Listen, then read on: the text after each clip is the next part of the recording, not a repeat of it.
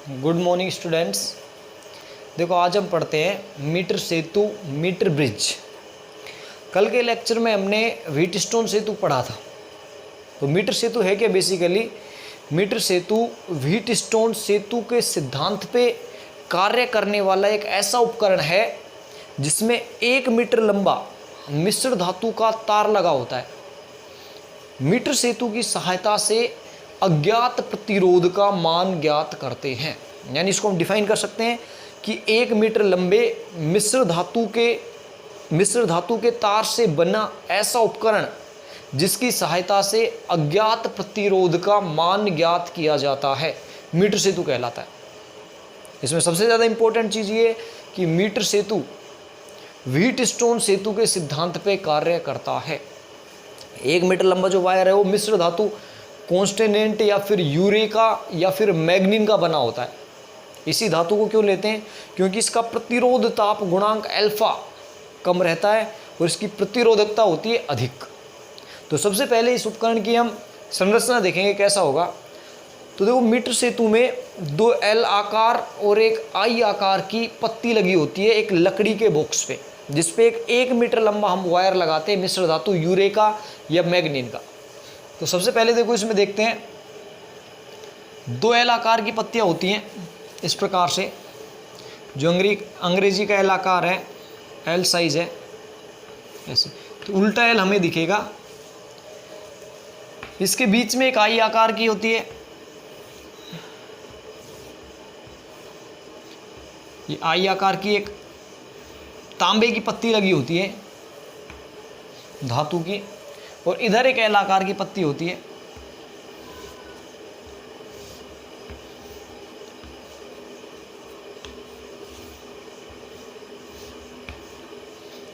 ये एल आकार की पत्ती। देखो, अंग्रेजी का एल आकार बन गया। एक एल आकार इधर, एक एल आकार इधर है।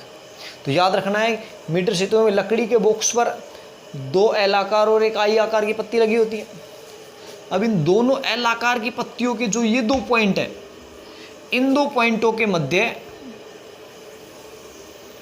1 मीटर लंबा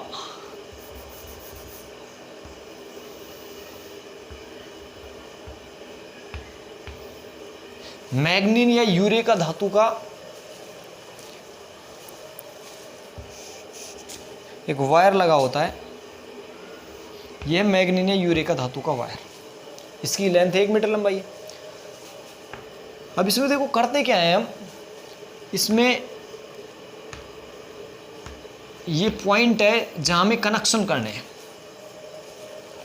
इनको नाम दे देते हैं। देखो, इस सिरे को नाम देते हैं ए और इसको नाम दे देते हैं बी, जहां हमने वायर को बांधा। यानी एक एल आकार का इधर है वायर, इसको ए बिंदु नाम दे दिया, इसको बी बिंदु नाम दे दिया। 1 मीटर लंबा वायर है।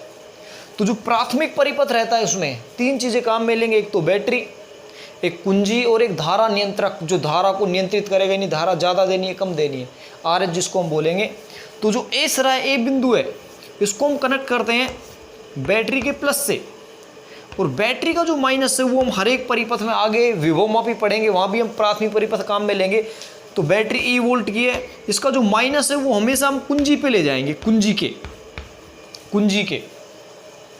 और इस कुंजी को हम जोड़ते हैं धारा नियंत्रक से आर एच, और धारा नियंत्रक को बी से जोड़ देते हैं। तो धारा नियंत्रक में एक प्रतिरोध की तरह रहता है। इसमें तीर का चिन्ह शो कर रहा है कि इसको हम आगे पीछे ले जाके प्रतिरोध का मान बदल सकते हैं। और जब प्रतिरोध का मान बदलेगा तो धारा का मान V बराबर IR से चेंज हो जाएगा। तो इसको बोलते हैं धारा नियंत्रक RH। तो प्राथमिक परिपथ में देखो ये तीनों चीजें फिक्स हैं। ए और बी से जोड़ देंगे, ए सिरे से बैटरी का प्लस, फिर बैटरी के माइनस से कुंजी, और कुंजी से धारा नियंत्रक RH। धारा नियंत्रक RH रियोस्टेट इंग्लिश में इसको बोलते हैं। इससे हम धारा को नियंत्रित करते हैं प्रतिरोध का मान बदलकर। तो ये इसका प्राथमिक परिपथ हो गया। अब यहाँ क्या करेंगे हम, जो ये दोनों पॉइंट है एक तरफ, इनमें हम जोड़ देंगे रेजिस्टेंस बॉक्स आरबी, प्रतिरोध बॉक्स। देखो आरबी होता क्या है, ये ज्ञात प्रतिरोध का एक बक्सा रहता है। यानी इसकी सहायता से हम 1 ओम, 2 ओम, 3 ओम, 10 ओम, 20 ओम, 100 ओम, और जो HR भी रहता है उससे 5000, 10,000 ओम तक प्रतिरोध उत्पन्न कर सकते हैं। तो आरबी एक ज्ञात प्रतिरोध बॉक्स है। यानी हमें यदि परिपथ में 1 ओम का प्रतिरोध उत्पन्न करना है, इसमें से एक डॉट निकाल लेते हैं, 5 ओम का प्रतिरोध उत्पन्न करना है, 5 की डॉट निकाल लेते हैं इसमें से। तो हम प्रैक्टिकल में करेंगे 2 2 और 1 करके, नहीं श्रेणी क्रम में से प्रतिरोध लगे होते हैं जिनसे डॉट हटा के हम आसानी से प्रतिरोध का मान कम और ज़्यादा कर सकते हैं, इच्छित मान का प्रतिरोध काम में ले सकते हैं। तो आर भी रेजिस्टेंस बॉक्स, प्रतिरोध बॉक्स है जिससे हम इच्छित मान का प्रतिरोध उत्पन्न करते हैं। दूसरी तरफ देखो ये दोनों जो डॉट है इनके बीच में अज्ञात प्रतिरोध को जोड़ते हैं जिसका हमें मान ज्ञात करना है। और जो देखो बीच वाली डॉट है, इस बीच वाली डॉट से हम एक गैल्वेनोमीटर जोड़ते हैं, गैल्वेनोमीटर जी, धारा मापी, और इस धारा मापी से एक जोकी या विसर्पी कुंजी जे को हम जोड़ते हैं, विसर्पी कुंजी जे जोकी। तो देखो धारा मापी हम पहले ही बता चुके हैं कि जी गैल्वेनोमीटर धारा मापी, इसका क्या काम रहता है, परिपथ में धारा का संसूचन करना। यानी इसको यदि हम समझे तो ऐसे इसमें एक निडल रहती है, बीच में इसमें 0 रहता है। यदि ये नीडल है इस साइड में आ रही है यानी धारा इधर की दिशा है, इस साइड में आ गई धारा की दिशा बदल गई है, तो ये केवल धारा का संसूचन करता है गैल्वेनोमीटर। और जो कि एक प्रकार की हम मान सकते हैं कि जो पेन रहता है हमारे पेन की तरह रहती है, जो कि इसको तार पे टच करा के हम धारा प्रवाहित कर सकते हैं। यानी जब हम प्रैक्टिकल करेंगे देखेंगे कि इस जोकी को यहाँ टच करा रहे हैं, यहाँ टच करा रहे हैं, यहाँ टच करा रहे हैं, यानी इस तार पे अलग अलग जगह टच करा के हम जो शून्य विक्षेप की स्थिति है कि 0 कब आ रहा है, धारा कब नहीं बह रही, उस स्थिति को यहाँ से हम जांचते हैं। तो जब हम प्रैक्टिकल करेंगे उसमें डिटेल में हम ये चीज़ें देखेंगे। तो देखो आर भी जो रेजिस्टेंस बॉक्स है इसको आर से डिनोट करते हैं, जो अज्ञात प्रतिरोध है इसको एस से डिनोट करते हैं। अब ये ए बिंदु हो गए, बी बिंदु हो गए, जहां हम जोकी को टच कराएंगे उस बिंदु को बोल देते हैं सी, जोकी जे को नीचे लिख देते हैं जे, इस बिंदु को बोल देंगे सी, इस बिंदु को नाम दे देंगे डी, ये वाला ई, ये वाला एफ, जी, एच। तो सभी बिंदुओं को हमने पॉइंट को नाम ले दिया, जिससे इसकी जब हम स्ट्रक्चर लिखेंगे, जब इसकी संरचना लिखेंगे तो कह देंगे कि ए और बी बिंदु के बीच में जो 1 मीटर लंबा वायर जोड़ते हैं, डी और ई के बीच में रेजिस्टेंस बॉक्स आर भी जोड़ते हैं, जी और एच के बीच में अज्ञात प्रतिरोध एस को जोड़ते हैं, जो आई आकार की पत्ती है उसके एफ बिंदु से गैल्वेनोमीटर जोड़ते हैं, गैल्वेनोमीटर का जो दूसरा सिरा है वो जो कि जे से जोड़ते हैं। तो ये पूरी इसकी स्ट्रक्चर होगी, ये है मीटर सेतु। अब इस मीटर सेतु में जितने भी उपकरण है वो दोबारा से बता देता हूँ। देखो आरबी का मतलब क्या है, रेजिस्टेंस बॉक्स, प्रतिरोध बॉक्स। एस क्या होगा यहाँ पे, एस होगा अज्ञात प्रतिरोध जिसका हमें मान ज्ञात करना है। अब देखो ये 100 सेंटीमीटर लंबा वायर है, 1 मीटर यानी 100 सेंटीमीटर। तो हम मान लेते हैं कि इसमें AC जो लेंथ है वो स्मॉल एल है, यानी ए और सी के बीच में जो लंबाई स्मॉल एल है। तो इधर यदि मैं देखूं बी और सी के बीच की जो लंबाई है तो इसको हम लिख सकते हैं 100 माइनस एल, ये सेंटीमीटर में लेंथ है। यानी यदि इधर एल लेंथ है, पूरा 100 सेंटीमीटर लंबा वायर है, 1 मीटर लंबा, तो इधर एल है तो इधर कितना होगा 100 माइनस एल। ये संतुलन लंबाई जब हम ज्ञात करते हैं उस समय लेंथ कैलकुलेट करते हैं। तो ये इसका पूरा हमारा परिपथ चित्र हो गया जो हम मीटर सेतु का बनाते हैं। और देखो काम कैसे करता है मीटर सेतु, ये समझते हैं। सबसे पहले देखो जो कुंजी के है, इस कुंजी के को हम दबाते हैं, यहाँ कुंजी लगी रहती है, इसको मिटा दें। अब ये कुंजी ऑफ है, जैसे ही डॉट लगा देंगे ऑन हो जाएगी, यानी परिपथ कंप्लीट हो जाएगा, इसमें धारा प्रवाहित होने लगेगी। देखो जैसे ही इसमें धारा प्रवाहित होगी तो इधर रेजिस्टेंस बॉक्स आर भी है, इधर अज्ञात प्रतिरोध है और ये 1 मीटर लंबा वायर है। तो कुंजी के को लगा के सबसे पहला हमारा काम क्या रहता है, इस जोकी जे को ए सिरे से टच कराएंगे एक बार और फिर बी सिरे से टच कराएंगे। तो होगा क्या, जैसे हमारा एक गैल्वेनोमीटर है, मान लो ये गैल्वेनोमीटर है, शुरुआत में इसकी जो नीडल है वो 0 पे रहती है, 0 पे। मान लो ए बिंदु पे टच कराने पे जो इसकी नीडल है वो 0 से इधर आ गई ऐसे, फिर उसको हमने वापस बी बिंदु से टच कराया तो नीडल की दिशा बदल गई, यानी ये दूसरी तरफ विक्षेप आ रहा है। तो यदि ए बिंदु पे टच कराने पे विक्षेप इस तरफ आए, बी बिंदु पे टच कराने पे विक्षेप उस तरफ आए, यानी दोनों तरफ विक्षेप आए, ए पे कराने पे इस तरफ, बी पे कराने पे उस तरफ, इस गैल्वेनोमीटर में विक्षेप, इसका मतलब हमारा परिपथ बिल्कुल सही है। और यदि ए पे टच कराने पे और बी पे टच कराने पे एक ही तरफ विक्षेप आए, या तो इधर आए या फिर इधर आए, एक ही तरफ यदि विक्षेप आए, इसका मतलब परिपथ गलत है। उसके बाद इसमें जितने भी स्क्रू रहते हैं या जितने भी वायर हैं, उन वायर को चेक करते हैं कोई वायर ढीला तो नहीं है। उसके बाद पुनः प्रक्रिया ये करते हैं, यानी जब तक धारा मापी में विक्षेप दोनों तरफ न आ जाए तब तक हम परिपथ को चेक करते हैं। और जैसे धारा मापी में ए बिंदु पे और बी बिंदु के पास टच कराने पर धारा मापी में दोनों तरफ विक्षेप आ जाए, ऐसे एक तरफ इधर फिर एक तरफ इधर, इसका मतलब परिपथ सही है, हमें संतुलन लंबाई मिल जाएगी। देखो इसका मतलब क्या है, देखो इधर टच करा रहे तो इस तरफ आ रहा है विक्षेप, उधर टच करा रहे उस तरफ आ रहा है। इसका मतलब बीच में कोई एक ऐसा बिंदु मिलेगा जब ना तो नीडल उधर जाएगी गैल्वेनोमीटर की और ना इधर आएगी, यानी बिल्कुल सेंटर में रहेगी, उसको हम बोलते हैं शून्य विक्षेप की स्थिति। तो ये व्हीटस्टोन सेतु में हमने कल पढ़ा था कि इन प्रतिरोधों का मान हम इस प्रकार से समायोजित करते हैं कि धारा मापी में विक्षेप शून्य आए।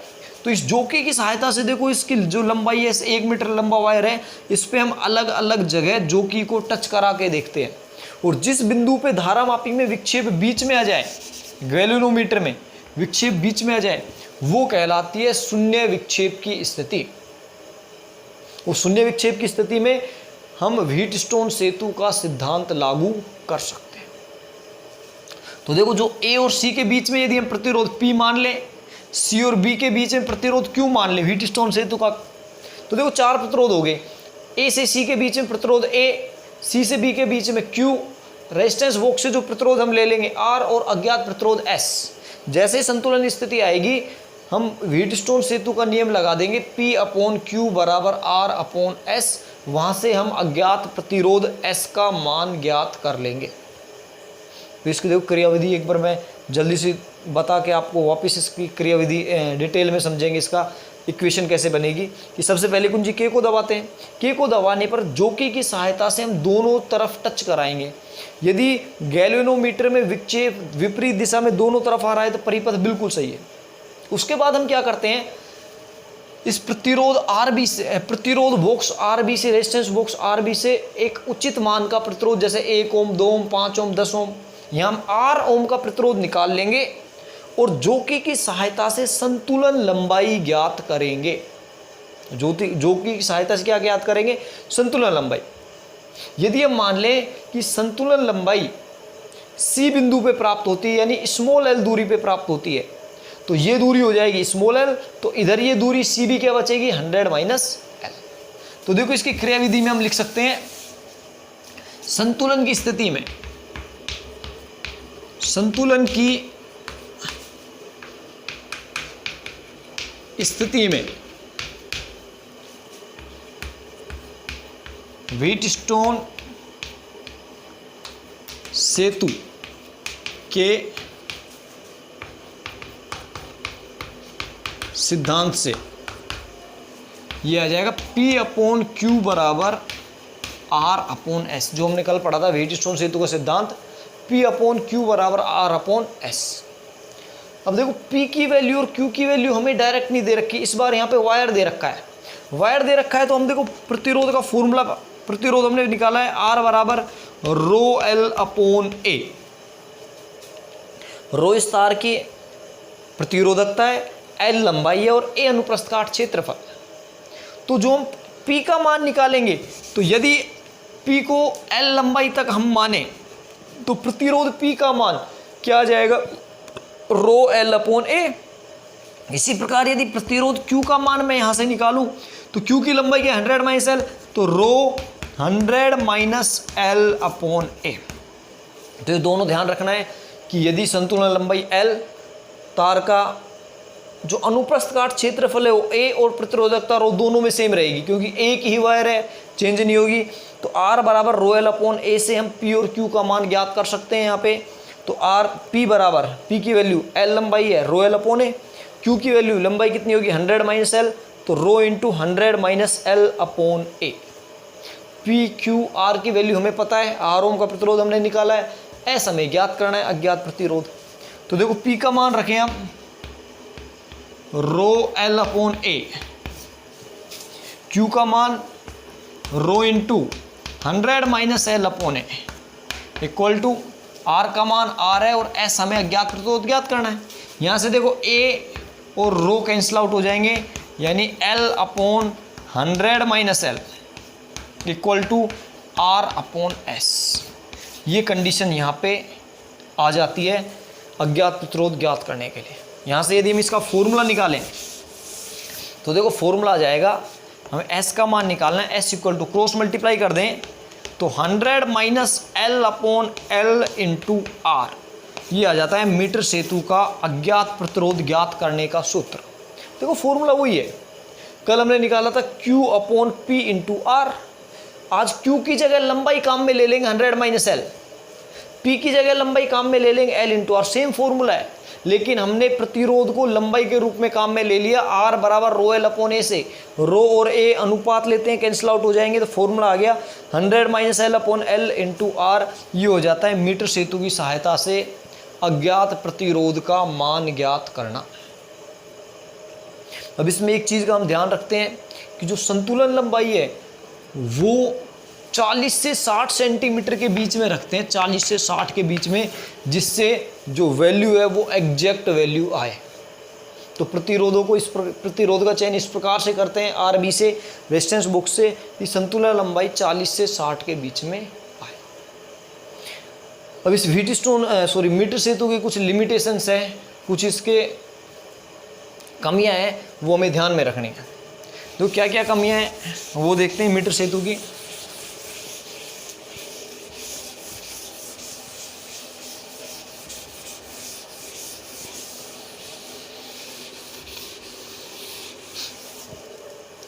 तो कमियों में हमें सबसे पहली कमी इसमें याद रखनी है कि मीटर सेतु की सहायता से जब भी हम संतुलन लंबाई ज्ञात करें तो जो जोकी है उस जोकी को उठा के वायर पे रखना पड़ता है, यानी जोकी को एक साथ तार पे घिसते नहीं हैं। ऐसे नहीं कि जोकी को लिया और हम तार पे घिस रहे हैं, उससे होगा क्या, यदि हम जोकी को उठा के नहीं रखेंगे एक जगह से दूसरी जगह पे, उसको तार पे घिस के ले जाएंगे तो उससे तार का अनुप्रस्थ काट क्षेत्रफल बदल जाता है। इसलिए सबसे पहली सावधानी ये रखते हैं कि जो जोकी है उस जोकी को तार पे एक बिंदु से दूसरे बिंदु पे खिसकाते नहीं हैं, उसे उठा के ले जाते हैं, सबसे पहली चीज़। दूसरी जो इसमें सावधानी रखनी है वो दूसरी सावधानी रखनी है कि जो पत्तियां लगी होती है इसमें, तांबे की जो पत्तियां हैं, इन तांबे की पत्तियों का कुछ ना कुछ प्रतिरोध होता है। वैसे हम जब प्रयोग करते हैं इसको नगण्य मान के चलते हैं, लेकिन इन तांबे की पत्तियों का कुछ ना कुछ प्रतिरोध होता है। तो उस प्रतिरोध के कारण जो हमारा रिजल्ट है, परिणाम है, उसमें कुछ ना कुछ कमी आएगी। इस कमी को दूर करने के लिए क्या करते हैं, RB और S को बदल के, जैसे एक रीडिंग पहले हम ले लेते हैं, मान लो संतुलन लंबाई L हमारी आ गई 50 सेंटीमीटर, R इधर है, S इधर है। उसके बाद क्या करते हैं, S को इधर लेके आते हैं और RB को इधर ले जाते हैं। मान लो संतुलन लंबाई आ गई 48 सेंटीमीटर, पहले RB इधर था, S इधर था। उसके बाद क्या करेंगे, S को इधर लगाएंगे और RB को इधर लगाएंगे, संतुलन लंबाई कुछ चेंज होगी, मान लो 48 सेंटीमीटर आ गई। तो इन दोनों का औसत ले लेंगे, यानी 50 प्लस 48/2 यानी 49 तो 49 सेंटीमीटर हम जो संतुलन लंबाई है वो कैलकुलेट करेंगे, जिससे जो इन तार का प्रतिरोध के कारण, जो पत्तियों के प्रतिरोध के कारण जो गड़बड़ आ रही है उसको हम दूर कर सकते हैं। इसके अलावा देखो ध्यान रखते हैं, जो तार के अंतः सिरे रहते हैं, जैसे यहाँ से तार कनेक्ट करते हैं, यहाँ तार वायर कनेक्ट होता है, यहाँ वायर कनेक्ट होता है, तो वायर जब कनेक्शन हम करते हैं तो वायर की लंबाई ज़्यादा लेते हैं, उसको वायर कुंदे में या उस पिन में लपेटते हैं, यानी काफ़ी ज़्यादा वायर हम यूज लेते हैं, उससे संतुलन लंबाई प्रभावित होती है। उसे बोलते हैं अंतः सिरा का संशोधन, यानी एंड पॉइंट्स पे संशोधन। तो उसकी वजह से भी हमारी जो परिणाम है, फाइनल परिणाम है, S के मान में कुछ कमी आती है। उसको दूर करने के लिए कैरी फोरेस्टर को काम में लेते हैं। कैरी फोरेस्टर भी मीटर सेतु की तरह ही एक उपकरण रहता है जिसका यूज करते हैं। इसके अलावा लास्ट जो सावधानी है वो क्या है कि इसमें लगातार धारा प्रवाहित नहीं करते हैं, यानी मीटर सेतु में धारा रुक रुक के प्रवाहित करते हैं। यदि इसमें लगातार हम धारा प्रवाहित करेंगे तो होगा क्या, ये वायर गर्म हो जाएगा और गर्म होने से प्रतिरोध का मान परिवर्तित हो जाएगा, और जैसे ही प्रतिरोध का मान परिवर्तित होगा अज्ञात प्रतिरोध S भी प्रभावित होगा। तो ये 4 कमियां थी, लिमिटेशंस थी, जो हमें मीटर सेतु में ध्यान रखनी है। अब इसके ऊपर देखो क्वेश्चंस कैसे आते हैं, न्यूमेरिकल क्वेश्चंस, वो हम ध्यान देते हैं कि न्यूमेरिकल क्वेश्चन सिंपल सा आ जाता है इस पर कि हमें संतुलन लंबाई दे देगा। मान लो कोई क्वेश्चन दे रखा है कि किसी मीटर सेतु में 8 ओम के प्रतिरोध तार पर, प्रतिरोध जो आर का मान है वो 8 ओम लिया गया, 8 ओम के प्रतिरोध तार पे जो संतुलन लंबाई है वो 45 सेंटीमीटर प्राप्त होती है, यानी एल का मान आ गया 45 सेंटीमीटर। किसी मीटर सेतु में 8 ओम के प्रतिरोध निकालने पर संतुलन लंबाई 45 सेंटीमीटर प्राप्त होती है, तो अज्ञात प्रतिरोध का मान ज्ञात करो। ये एस क्या है? अज्ञात। सीधा सा क्वेश्चन आ जाता है। या आपको डायग्राम ऐसे दे देगा, यहाँ 8 ओम दे रहा है, एल का मान आपको यहाँ लिख देगा 45 सेंटीमीटर, एल बराबर क्वेश्चन में दे देता है 45 सेंटीमीटर, और आपसे एस पूछ लिया जाता है। तो सिंपल सा आपको फॉर्मूला करना है, P/Q बराबर R/S। P और Q देखो लंबाई है, 100 - L/L इंटू आर, ये आप डायरेक्ट ये फॉर्मूला लगा दो। अभी जो आपने लिखा था R बराबर 100 - L/L इंटू आर, ये आप डायरेक्ट भी अप्लाई कर सकते हो। L 45 दे रखा है, यानी 100 - 45/45 इंटू आर का मान 8, यहाँ से आंसर आ जाएगा। तो बिल्कुल इजी क्वेश्चन आता है फॉर्मूला भी, जो आपको केवल लंबाई देखनी है कि 45 सेंटीमीटर आ रही है, तो L का मान 45 है, 100 - L/L इंटू आर, 100 - 55/45 इंटू 8। इस प्रकार से हम R का मान देख लेते हैं। इसके अलावा इसमें देखो पूछा जाता है कि यदि इन दोनों को आपस में परिवर्तित कर दें तो संतुलन लंबाई पे क्या प्रभाव पड़ेगा। यदि S को R की जगह कस दें और R को S की जगह कस दें, तो संतुलन लंबाई जैसे जो 45 आ रही है, इस 45 पे क्या इफेक्ट पड़ेगा। तो देखो इफेक्ट क्या पड़ता है कि संतुलन लंबाई हमेशा R की तरफ से, यानी R इधर जुड़ रहा है तो हम A सिरे से लेंगे, यदि R को इधर जोड़ देंगे तो संतुलन लंबाई B से लेंगे, ध्यान रखना है। यानी संतुलन लंबाई हमेशा कहाँ से लेनी है? R से लेनी है। तो यदि R इधर है तो संतुलन लंबाई 45 है, यदि R को हम इधर ले आए तो B से लेंगे, और B से ये दूरी हो जाएगी 100 - 45, यानी 100 - 45 इक्वल टू 55 सेंटीमीटर। तो यदि प्रतिरोध की स्थिति को हम बदल दें, अज्ञात प्रतिरोध और ज्ञात प्रतिरोध की स्थिति को बदल दें, तो संतुलन लंबाई बदल जाएगी, और कितनी हो जाएगी? 100 - L हो जाएगी, क्योंकि हमेशा संतुलन लंबाई है जो R से मापनी है। तो ये हमारा हो गया मीटर सेतु। नेक्स्ट क्लास में हम पढ़ेंगे विभव मापी। Thank you.